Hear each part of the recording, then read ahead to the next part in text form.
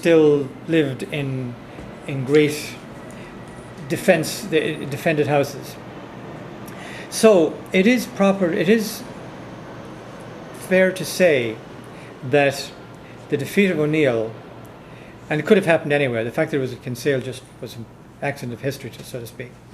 He had believed very strongly that he would need. Well, he understood the English very well because he had been fostered out to them, or actually kidnapped by them. But anyway, whatever. So he understood their court very, very well, and he knew that he would need foreign help. Anyway, so those who remained were in entrenched or fortified houses, even castles. O'Neill well understood the concept of land ownership being vested in the nations, as he called it, as he put it, meaning the Tua in Gaelic. In 1599, he drafted a set of principles for peace with Elizabeth that tell us a lot about the old order. Elizabeth and the English were not interested in peace, just conquest. So, as I said, they rejected it out of hand. He asked that the tradition, for instance, he asked that the tradition be continued of a thing called Gael Cain. This is very interesting. 2 words, Gael, G-A-B, aspiration, A-L. It actually means to gather, to take possession of, to various. And Cain is literally kindred, the people, and it means the people, if you like, the Ochaha, of the what do you call them again? You're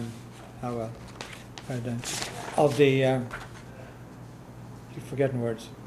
Anyway, of the Thor, essentially the people, and it literally means taking of the kindred. The taking of the kindred. Now, the kindred doesn't mean kids. Oh, I'll double back. It roughly means the people, where the ultimate owners of the Thua land, unlike in English systems, where since 1066 the sovereign owned all the land by right of conquest. I'll come back on this a second again.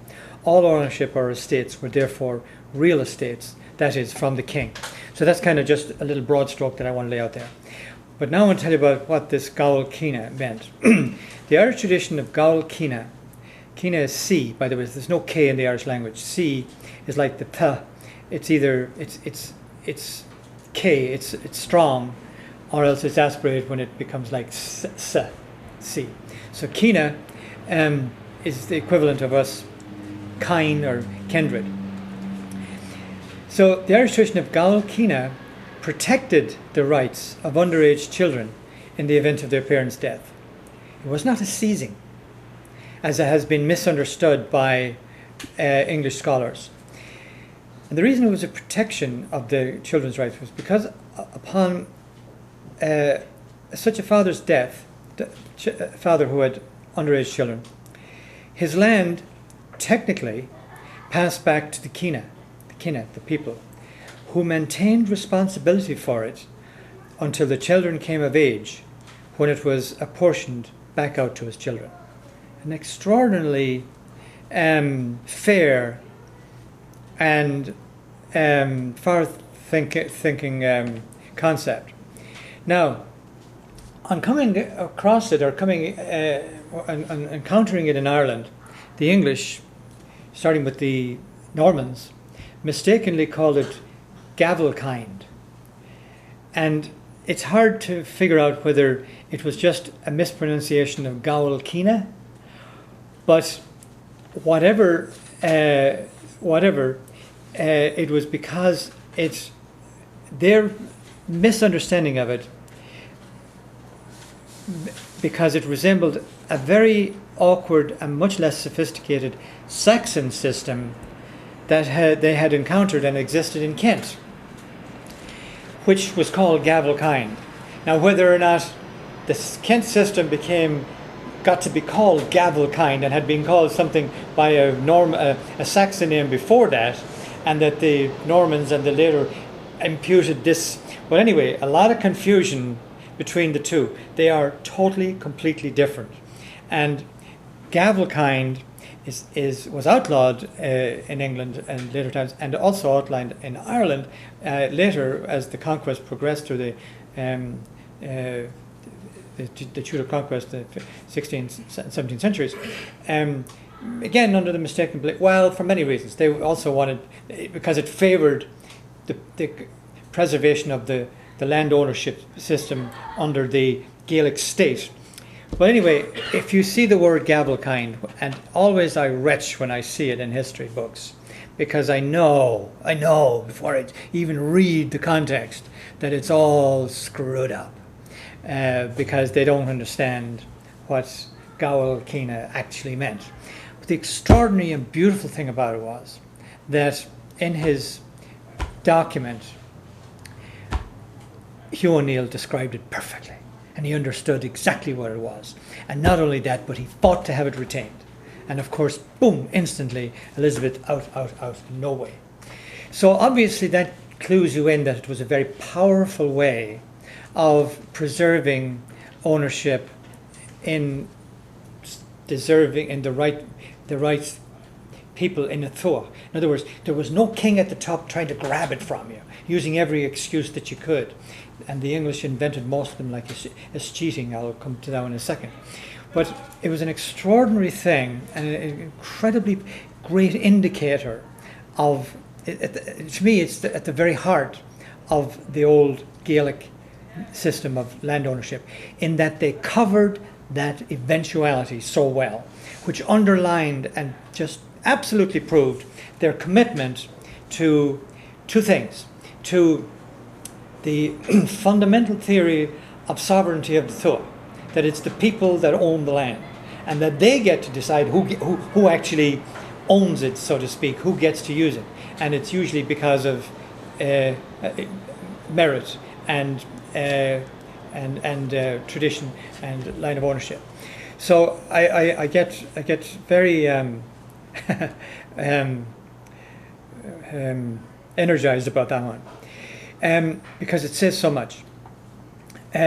So it roughly means that the people who are the ultimate owners of the Tuath land, unlike the English system, where since 1066, in other words, the defeat of the Saxons and the conquest by the French Normans, huge event in totally everything begins is either side of the 1060, the conquest in Britain is England, as any English child and everybody knows, before the conquest, after conquest. And after that, the sovereign owned the land by right of conquest.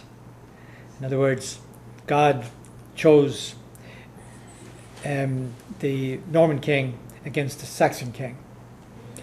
So William the Conqueror was favoured by God, and the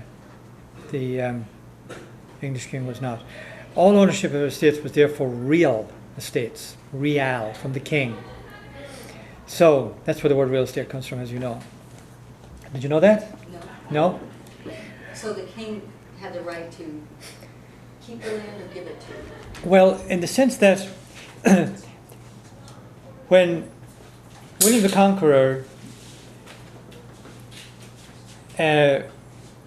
beat Albert, was Albert, wasn't it? Harold. Thank you, Harold, the guy that got the arrow in his eye. Harold, Saxon King Harold.